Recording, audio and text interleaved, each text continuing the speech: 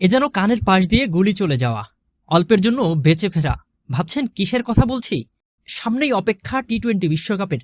Shotter ভার্সনের বিশ্বকাপে ইতিহাসের সবচেয়ে জমজমাট এই আসরটা অনুষ্ঠিত হবে যৌথভাবে যুক্তরাষ্ট্র আর ওয়েস্ট ইন্ডিজে। আর এই বিশ্বকাপকে সামনে রেখেই দলগুলো তাদের সেরা কম্বিনেশনও খুঁজে বের করার চেষ্টা করছে। দেশগুলো ঘোষণাও করে দিয়েছে তাদের সেরা দল। খেলাটা যেহেতু টি-20 ফরম্যাট, তাই তো হিসাব কষতে হয় ছোট ছোট ব্যাপারগুলোতেও। প্রতিটা ওভার, প্রতিটা বলেরই পরিকল্পনা সাজাতে হয় আলাদা করে। সমান গুরুত্ব থাকে প্রতিটা রান আর প্রতিটা বলের। বিশেষ করে টি-20তে তো নজর থাকে ব্যাটারদের দিকেই। কে কত রান করলো, তার থেকে কত স্ট্রাইক রেটে ব্যাট করলো, সেই হিসেব নিকাশটাই বেশি করা হয় এই আধুনিক ক্রিকেটে। বলের সাথে পাল্লা দিয়ে রান তুলতে না পারলে ধরেই নেওয়া হয় সেই ক্রিকেটার হয়তো আধুনিক এই ক্রিকেটের সাথে তাল মেলাতে পারছেন না। অনেকাংশেই দেখা যায় ওই ধরনের ক্রিকেটারদের বিবেচনায় রাখা হয় না শর্টার ভার্সন ক্রিকেটে। বিশ্বের সব বড় বড় ক্রিকেটাররা সমালোচনায় এসেছেন তাদের এই স্ট্রাইক রেট নিয়ে।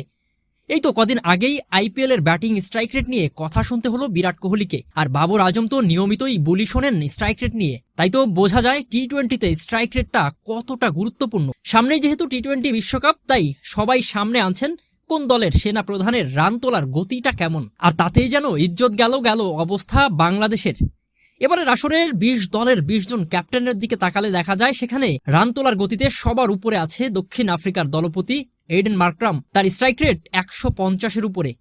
এর পরের নামগুলো Caribbean captain Rovman Powell, English অধিনায়ক জস বাটলারও আছেন উপরের দিকে। এমনকি সেরা 5-এ কানাডার অধিনায়ক সাদ বিন জাফরের নামটাও দেখা যাচ্ছে এই তালিকায়। আর এদিকে আপনি যে নামটা খুঁজছেন সেটা আমিও খুঁজছিলাম। টাইগার ক্যাপ্টেন নাজমুল শান্তর নামটা কোথায় আছে? তবে তালিকার একদম তলানির দিকে। 20 জনের এই তালিকাতে শান্ত আছেন 19 নম্বরে। বাংলাদেশের 3 ফরম্যাটের এই কাপ্তানের টি-20তে ব্যাটিং স্ট্রাইক রেট 111।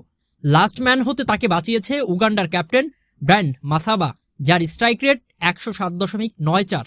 শান্তর বর্তমান সময়টা যাচ্ছে আরও খারাপ। পরেরটাতে স্ট্রাইক রেট 106, আর আজকের ম্যাচে রান করেছেন 4 বলে মাত্র 6 রান। ক্রিকেটে একটা কথা আছে, মানে অধিনায়ককে সামনে থেকেই নেতৃত্বটা দিতে হয়। সেটাই কতটা দিতে পারছেন ক্যাপ্টেন শান্ত। আর সেই সঙ্গে টপ অর্ডার ব্যাটারদের টানা ব্যর্থতা। বিশ্বকাপে এত কিছু কিভাবে সামলাবে বাংলাদেশ, আর এমন ক্ষত কিভাবে পুষিয়ে নিবে, সেটাই দেখার বিষয় এখন।